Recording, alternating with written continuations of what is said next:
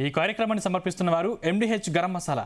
ఆరోగ్యం ఇంకా న్యూట్రిషన్ దొరికే బాడీ స్ట్రాంగ్ గా అవుతుంది. కొంచెం తింటే కడుపు నిండా డైజెషన్ బాగా అవుతుంది. MDH సోయా టీ అసలైన ప్రోటీన్. MDH నేను కూడా నాకు కూడా అర్థం కాలేదు. ముఖ్యమంత్రి అయితే నేను ఎక్కడికి పోయినా కట్టలుగా అర్జీలన్నీ భూ సమస్యలపైనే వచ్చాయి. ఆ రోజు నేను ఒక సంకల్పం చేశాను, ఎట్టి పరిస్థితుల్లో ఈ సమస్య పరిష్కారం చేసే వరకు వదిలిపెట్టనని ఒక సంకల్పం చేశాను. నేను ప్రతిరోజు మా వాళ్ళని పట్టుకుంటా ఉంటాను. సత్యప్రసాద్ రెవెన్యూ మంత్రి కేబినెట్ లో కనపడినా ఎక్కడ కనపడినా అడగతానే ఉంటాను. పక్కనే సాయి ప్రసాద్ చీఫ్ సెక్రటరీ అయినా వేరే సమస్య చెప్తే ఈ సమస్య కూడా మీదే అని చెప్తాను. జయలక్ష్మి గారు ముగ్గురు కలెక్టర్ గారు ఉన్నారు. నేను అడుగుతున్నా, ఈ రైతాంగంలో ఆనందం చూసిన తర్వాత ఇప్పుడైనా మీ కిక్కు మీకు అర్థమైందా అని మిమ్మల్ని అడుగుతున్నా. సమస్యలు పరిష్కారం చేస్తే ప్రజలు జేజేలు కొడతారు. సమస్యలు పరిష్కారం చేయకపోతే 151 ఏమైందో మనమే చూశాం. కానీ ఈరోజు మిమ్మల్ని అందరినీ చూసిన తర్వాత ఒక తృప్తినిచ్చింది, నాకు ఒక ఆనందాన్ని ఇచ్చింది. సమస్య ఇంతటికి పరిష్కారం కాలేదు, ఇంకా చాలా ఉన్నాయి, చాలా గ్రామాల్లో ఉన్నాయి. నేను కూడా బటన్ నొక్కచ్చు, లేకపోతే పరదాల చాటును రావచ్చు, నేను విమానంలో వచ్చి హెలికాప్టర్లో వస్తే చెట్లు నరికేయచ్చు. మీ సమస్య పరిష్కారం అవుతుందని అడుగుతున్నా. అందుకే నేను ఆలోచించాను, నేను ముందుండి నడిపించాలి. అధికార యంత్రాంగానికి అప్పచెప్పినా నేను ఎన్నిసార్లు మా అనగాని సత్యప్రసాద్కి చెప్పినా కొన్ని రోజుల తర్వాత ఇది అలవాటే కాదు అనుకుంటాడని నేను నిర్దిష్టమైన డేట్ పెట్టుకున్నాను. ప్రతి నెల 9వ తారీఖున మీ దగ్గరికి రావాలి, నేరుగా పట్టాదారు పాసు పుస్తకాలు ఇవ్వాలి. అంతవరకు జరిగినంత కూడా సమీక్ష చేసుకోవాలి. జరగబోయేదానికి మళ్లీ ప్రణాళిక అప్రమత్తం చేసుకోవాలని చెప్పి ఆలోచించి వచ్చాను. ఇప్పటికి 7 సార్లు వచ్చాను, అంటే 7 నెలలు అయింది. ఇంకొక 7 నెలల్లో పూర్తి చేయాలి. మా జయలక్ష్మి గారిని ఇప్పుడే అడిగా, 7,451 గ్రామాల్లో 32,22,346 పాసు పుస్తకాలు ఇచ్చాం. ఇది మామూలు పాసు పుస్తకం కాదు. ఎవడంటే వాడు ట్యాంపర్ చేయడానికి వీలు లేదు, ప్రింట్ చేయడానికి అంతకంటే వీలు లేదు. సెక్యూరిటీ ప్రెస్ లో చేశాం. కరెన్సీ ఏ విధంగా అయితే చేస్తారో అలాంటి ఫీచర్స్ అన్ని పెట్టి ఎవ్వరు కూడా ట్యాంపర్ చేయకుండా చేశాం. ఇంకొక పక్కన పుస్తకం మీ దగ్గరుండి కంప్యూటర్ ఎక్కడ ఉంటే అక్కడ ట్యాంపర్ చేస్తే మీ పుస్తకం చెత్త పుస్తకం అయిపోతుంది, చెత్త బుట్టలో వేసుకునే పరిస్థితి వస్తుంది. అందుకే నేను ఆలోచించాను, టెక్నాలజీ ఉపయోగించాం. అది బ్లాక్ చైన్ టెక్నాలజీ. ఎవ్వరు కూడా ట్యాంపర్ చేయలేరు. ట్యాంపర్ చేస్తే మీకు తెలిసిపోతుంది. మీరు ఎప్పటికప్పుడు మీ పట్టాదారు పాసు పుస్తకంలో QR కోడ్ ఉంది. QR కోడ్ ఒక్కసారి కొడితే ఈ రోజు నీ భూమి నీ పేరుతో ఉందా, వేరే వాళ్ళు తారుమారు చేశారా, నేరుగా మీరు చూసుకునే అవకాశం వస్తుందని మరొక్కసారి విజ్ఞప్తి చేస్తున్నా. ఇంకొక పక్కన QR కోడ్ కొడితే మీ ఫోన్లో ఎక్కడ మీ భూమి ఉందో మీ సెల్ ఫోనే మీ భూమి దగ్గర తీసుకుపోతుంది. కాబట్టి ఎట్టి పరిస్థితుల్లో వేరే వాళ్ళు చేయడానికి వీలు లేదు. మేము ఇచ్చిన తర్వాత 32,32,000 పూర్తి అయినాయి. ఇంకా 7 నెలలే మిగిలింది. మా రెవెన్యూ సెక్రటరీ చెప్తున్నాను, chief secretary come revenue secretary మా అనగాని సత్యప్రసాద్ చెప్తున్నాను, ఇంకా 9,365 గ్రామాలున్నాయి. 68,64,000 మందికి పట్టాదారు పాస్ పుస్తకాలు ఇవ్వాలి. ఈరోజు కలిదిండిలో ఈరోజు ఇప్పుడే మీరు చూశారు, మేము మీ అందరికి కూడా పట్టాలు ఇచ్చాం.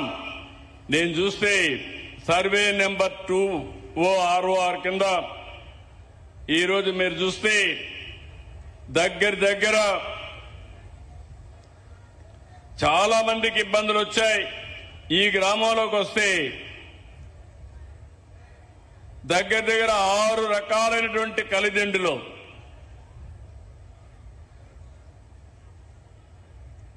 2,000 మందికి పైన ఈరోజు మనం పట్టాలు ఇచ్చే పరిస్థితికి వచ్చాం. అయితే ఇది ఒక వినూత్నమైన కార్యక్రమం అయినప్పటికీ నేను మా సెక్రటరీ గారిని వాళ్ళిద్దరిని కోరేది, మళ్ళా మీరు ఒకసారి మొత్తం ఇప్పటి వరకు రాష్ట్రం అంతా మీరు చూస్తే 41,000 ఎకరాలు 1,25,000 మందికి 22 ఏకెం చేసి పట్టాలు ఇచ్చాం. ఏలూరు జిల్లాలో 5,520 ఎకరాలు 5,502 మందికి బెనిఫిషరీస్ రైతులకు పట్టాలు ఇచ్చాం. ఈ కైకల్లూరులో 2,838.60 ఎకరాలు 1,848 మంది రైతులకు ఈ రోజు పట్టాలు ఇచ్చాం. 5 జీవోలు ఇష్యూ చేశాం. ఇది ఒక చరిత్ర. అయితే ఇక్కడ మా ఆఫీసర్ సత్యప్రసాద్ గారు, సాయి ప్రసాద్ గారు ఇద్దరు ఆలోచించుకోవాలి. మీరు చేసిన పనికి అభినందనలు. చివరి వ్యక్తికి న్యాయం జరిగే వరకు 68 లక్షల మందికి పట్టాలు ఇచ్చే వరకు మిమ్మల్ని వదిలిపెట్టడని మరొక్కసారి వారిద్దరికీ గుర్తు చేస్తున్నారు. ఎందుకంటే ఇది ఒక పవిత్రమైన కార్యక్రమం. ప్రతి ఒక్కరి యొక్క ఆత్మ గౌరవానికి సంబంధించిన విషయం. ఒకరిద్దరు చెప్పినప్పుడు చాలా బాధేసింది. భూమి ఉంది, అమ్ముకోలేకపోయాను, తాకట్టు పెట్టలేకపోయాను, రుణం తీసుకోలేకపోయాను, పిల్లల పెళ్లిళ్లు చేయలేకపోయాను. అంటే ఆస్తి ఉంది, ఇన్ని సంవత్సరాలు అనుభవించలేకపోయాం, సమస్యల పరిష్కారం చేయలేకపోయాం. ఈ రోజు నాకు ఒక ధైర్యం వచ్చింది, సమస్య పరిష్కారం అయిందని. వాళ్ళ కళ్ళు చూస్తే, వాళ్ళ ఆనందం చూస్తే నా జీవితం చరితార్థమైందనే ఆనందాన్ని కలిగిందని చెప్పి కూడా నేను మీకు తెలియజేస్తున్నా. అందుకే ఈరోజు ఇంకొక పక్కన 86 నుంచి లెగసీ రికార్డ్స్ అన్ని డిజిటలైజేషన్ ప్రారంభించాం. 1B, అడంగల్, డీకేటీ, ఏఆర్సీ, ఇనామ్, సీలింగ్ అన్ని కూడా క్లాసిఫికేషన్లు పెట్టి అన్ని డాక్యుమెంట్లు, లింక్ డాక్యుమెంట్స్ అన్ని కూడా ఆన్లైన్ లో ఉంటాయి, బ్లాక్ చైన్ లో ఉంటాయని చెప్పి కూడా నేను మీకు తెలియజేస్తున్నా. ఇప్పటికే 9 లక్షల మందికి మెటేషన్ ఇచ్చాం. ఆటో మెటేషన్ కి చాలా మందికి ఇచ్చాం. కొత్తగా మీరు చూస్తే వారసత్వ భూములన్నీ మీరు మీ పిల్లలకి ఇవ్వాలన్నా, మీరు మీ వాళ్ళకి ఇవ్వాలనుకుంటే, కుటుంబ సభ్యులకు ఇవ్వాలంటే 10 లక్షల లోపలుంటే 100 రూపాయలు, 10 లక్షల పైన ఉంటే 1000 రూపాయలు ఛార్జ్ కట్టి దర్జాగా వారసత్వం యొక్క ట్రాన్స్ఫర్ మీరు చేసుకునే అవకాశం ఉంటుందని చెప్పి కూడా నేను మీకు తెలియజేస్తున్నా. ఇంకొక పక్కన ఈ సమస్యలన్నీ మనం పరిష్కారం చేసుకున్న తర్వాత నేను ముందే చెప్పాను, టెక్నాలజీతో కూడా పెట్టాం. ప్రతి ఒక్కరి భూమి ఎవ్వరు కూడా ట్యాంపర్ చేయకుండా ఈకేవైసీ పెట్టి మీ సమక్షంలో సర్వే చేశాం. మళ్లీ ప్రూఫ్ ఆఫ్ కాన్సెప్ట్ తీసుకొచ్చి మీరు చూసిన తర్వాత, మీరు సంతకం పెట్టిన తర్వాతనే పుస్తకాన్ని ప్రింట్ చేశాం. పుస్తకం ప్రింట్ చేసిన తర్వాత గ్రామ సభలు పెట్టి అందరి సమక్షంలో మీ అందరికి ఇమ్మన్నా. ఎందుకు ఇమ్మన్నాన్ని మీరు ఆలోచిస్తే ఎక్కడ రహస్యంగా ఇచ్చినా అవినీతి జరుగుతుంది. దగ్గర 1 కోటి మందికి పట్టాలు ఇచ్చేటప్పుడు 1 రూపాయి అవినీతి లేకుండా చేయాలనే ఏకైక లక్ష్యంతోనే ఇవన్నీ చేశాం. దీనివల్ల భూ సమస్య శాశ్వతంగా పరిష్కారం అవుతుంది. టెక్నాలజీ ఉంటుంది. సులభతరంగా మీరు ట్రాన్స్ఫర్లు చేసుకోవచ్చు. ప్రభుత్వానికి కూడా వెసులుబాటు వస్తుంది. లిటిగేషన్ తగ్గుతుంది. ఈ సందర్భంగా మిమ్మల్ని అందరినీ ఒకటే కోరుతున్నా, మీరు కూడా కుటుంబ సభ్యులుంటారు. ఇప్పుడు భూమి రేట్లు పెరిగాయి. పెరిగితే మీకు కూడా బాంధవ్యాలు మారిపోతున్నాయి. భూమితో ఉండే బాంధవ్యంతో అన్నదమ్ములు కొట్లాడుకునే పరిస్థితికి వచ్చారు. పిల్లలు తల్లిదండ్రులు గొడవలు వచ్చే పరిస్థితికి వచ్చింది. ఇవన్నీ కూడా మనం మానేసి మనం అందరం కూడా దీన్ని లిటిగేషన్ తగ్గించుకొని ముందుకు పోవాల్సిందిగా నేను మిమ్మల్ని కోరుతున్నా. ఈ రోజు నేను ఈ పక్క ఈ పనులు చేస్తూనే ఈ రోజు దారిలో వస్తా ఉంటే పిల్లలు కూడా జెండా పట్టుకొని నాకు స్వాగతం పలికినప్పుడు అనిపించింది, తల్లికి వందనం సూపర్ హిట్ అయిందని మీ అందరికీ తెలియజేస్తున్నాను. నేను ఆ రోజు పవన్ కళ్యాణ్ గారు ఒక మాట చెప్పాం, సంక్షేమ కార్యక్రమాలు ఇస్తాం, సూపర్ 6 అమలు చేస్తాం, అభివృద్ధి చేస్తాం, సూపర్ పాలన ఇస్తాం, రాష్ట్రాన్ని పునర్నిర్మాణం చేస్తామని చెప్పి చేసి చూపించిన ప్రభుత్వం ఎన్డీఏ ప్రభుత్వం. అన్నిటికీ క్యాలెండర్ పెట్టుకున్నాం. చాలా సమస్యలు నేను 4వ ముఖ్యమంత్రి కొత్త ఏం కాదు. 3 సార్ల కంటే స్పీడ్ పెంచాను, టెక్నాలజీ కూడా పెంచాను. ఒకప్పుడు ఐటీనే ఉండేది, ఇప్పుడు ఏఐ కూడా వచ్చింది. ప్రతి ఒక్కరికి ఫోన్లు కూడా వచ్చేస్తా ఉంటాయి. నేను ఒక పని అవ్వగానే పింఛన్ తీసుకోగానే ఆ రోజే మళ్ళా మీకు ఫోన్ కూడా వస్తుంది. ఇప్పుడు మీకు పట్టాదార పాసు పుస్తకం ఇవ్వగానే మళ్ళా నా ఫోన్ వస్తుంది. దేనికోసం? మీకు ఎలాంటి ఇబ్బందులు లేకుండా చేయాలని, మీరు ఎలాంటి బాధలు పడకూడదనే ఉద్దేశంతో ఈ కార్యక్రమాలు చేస్తున్నాం. ఇక్కడికి వచ్చినప్పుడు అభివృద్ధిలో మీరు చూస్తే ఇక్కడే ఈ నియోజకవర్గంలో త్రాగునీటి సమస్య ఉంది. కొల్లేరు మొత్తం చేపల చెరువులు ఈ జిల్లాలో ఎక్కువగా ఉంటాయి. ఎక్కడ చూసినా నీళ్లు కనపడొస్తాయి, తాగడానికి మాత్రం మంచినీళ్లు కనపడవు. అలాంటి సమస్య ఉంటుంది.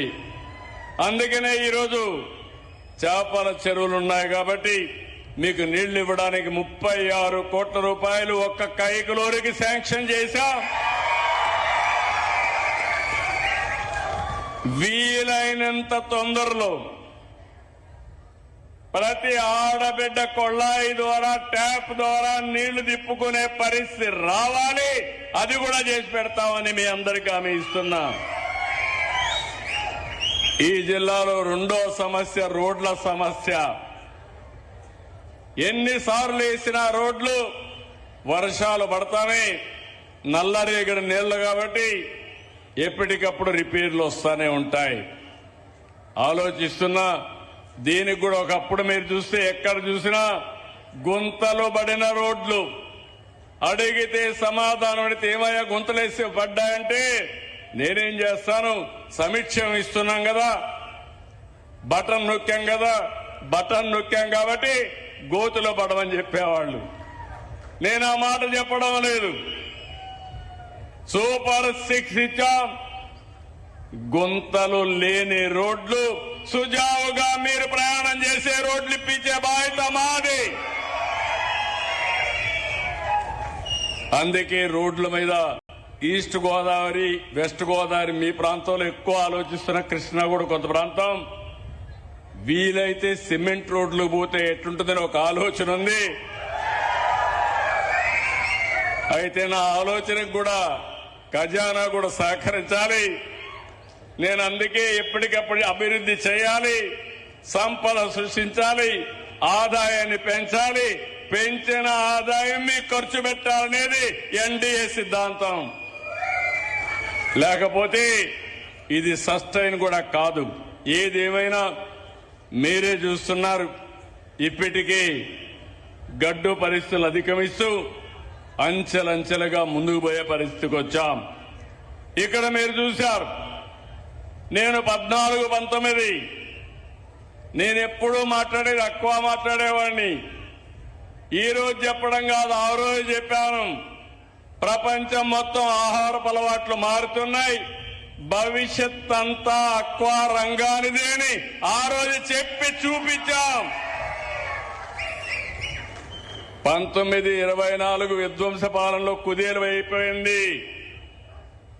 మళ్లీ ప్రాబ్లమ్స్ వచ్చాయి.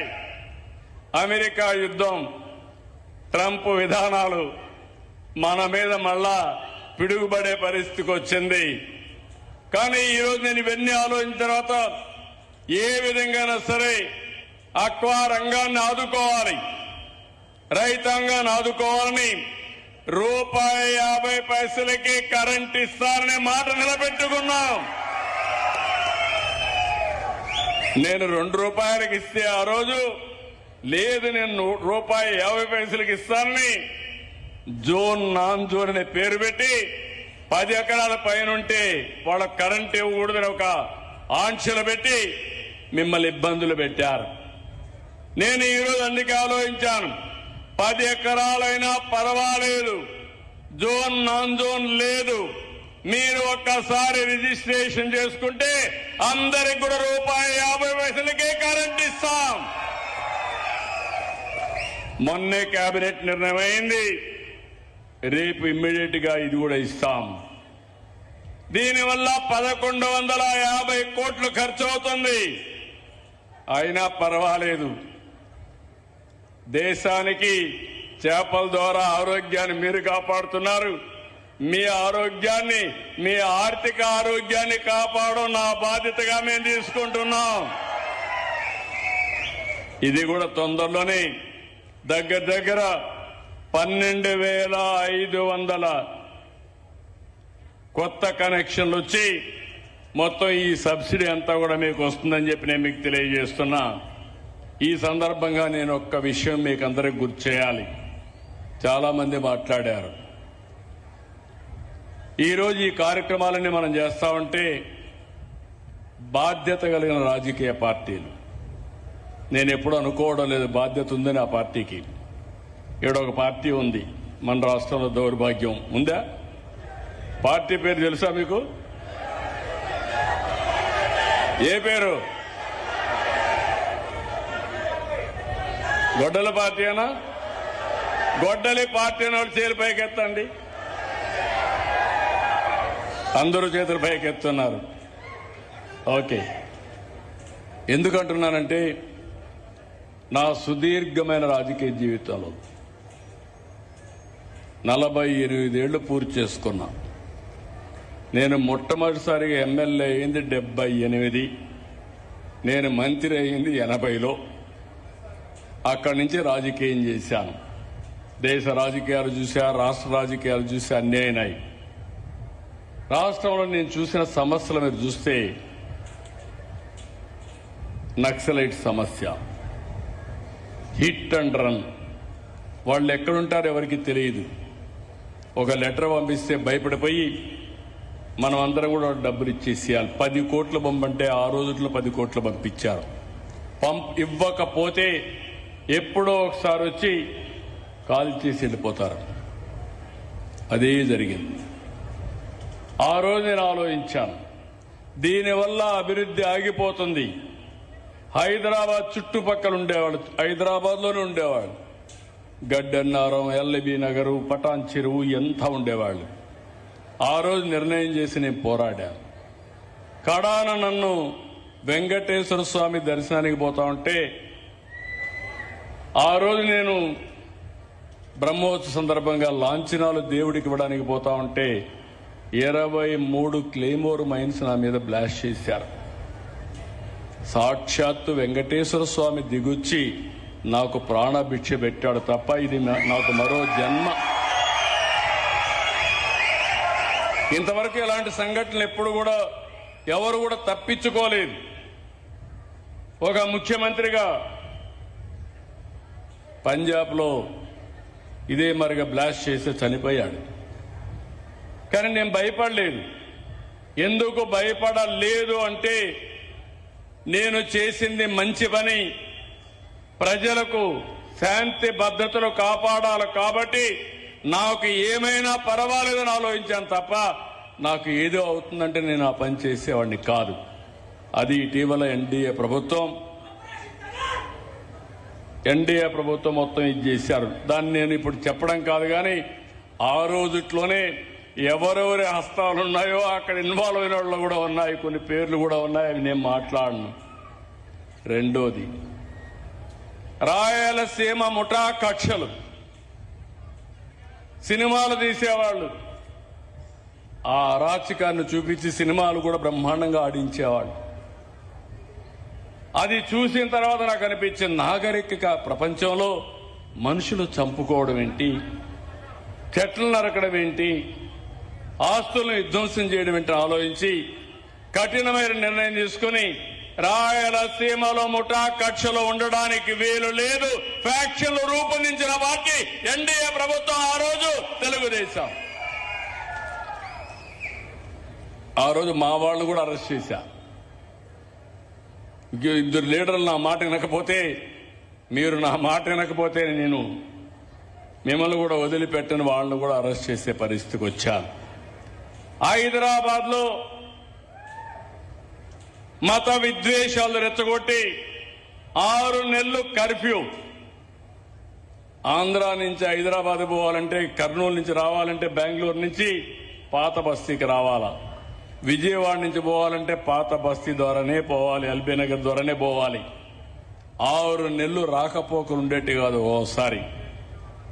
దాని మీద కంట్రోల్ చేశాం. ఇప్పుడు ఔటర్ రింగ్ రోడ్ వేశాం కాబట్టి ఓల్డ్ సిటీ కూడా అందులో భాగం అయిపోయే పరిస్థితికి వచ్చింది. దానివల్ల అభివృద్ధి జరిగింది. కానీ మన రాష్ట్రానికి వస్తే దౌర్భాగ్యం, ఒకప్పుడు రౌడీలంటే భయపడిపోయేవాళ్ళు. నేను ఒక మాట చెప్పాను, ఒకప్పుడు 1495-2004లో ఎవడైనా రౌడీ అనేవాడు మాత్రం ఆంధ్రప్రదేశ్ రాష్ట్రంలో ఉండడానికి వీలు లేదని రౌడీజాన్ని పూర్తిగా రూపుమాపాం. ఎందుకంటే మా ఆడబిడ్డలకు రక్షణ కావాలి. 1924 గంజాయి బ్యాచ్, బ్లేడు బ్యాచ్లు, గంజాయి తాగడం, ఎక్కడికక్కడ ఈ యొక్క సారా కల్తీ మందు తాగడం, ఎక్కడికక్కడ డబ్బులు సంపాదించడం, రౌడీ చేయడం, అంత అరాచకాలు జరిగాయి.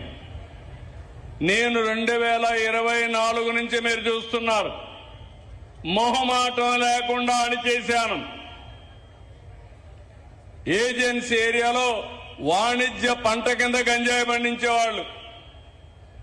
నేను అక్కడికి సెటిలైట్ సర్వే చేయించి, డ్రోన్లు పంపించి, ఎక్కడ గంజాయి ఉందో పోలీసులు పంపించి పూర్తిగా గంజాయి అంతా నిర్మూలించి ప్రత్యామ్నాయ పంటలను ప్రోత్సహించి గిరిజనులు ఆదుకున్నాం.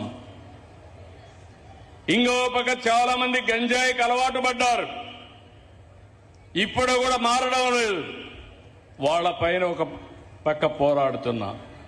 మొన్నే మీ దేవరాపల్లి టొబాకో ఒక ఎగ్జాంపుల్ చెప్తున్నా మీకు. ఆ టొబాకో అక్కడ జరిగితే తప్పులేదు. నేను కేంద్రంతో మాట్లాడుతున్నాను. కొంతమంది రైతులు అదనంగా కూడా ఉత్పత్తి చేశారు, 10 రూపాయలు వస్తుందని. ఇప్పుడు రేట్లు తగ్గిపోయినాయి. ఈ కార్యక్రమాన్ని సమర్పించిన వారు MDH గరం మసాలా, MDH దమాలు, దాల్ తడకా మరియు మష్రూమ్ మసాలా. MDH తో భోజనం ఎల్లప్పుడూ రుచికరం. MDH సదా మీకు కొత్త రుచినివ్వడానికి తయారుగా ఉంటుంది.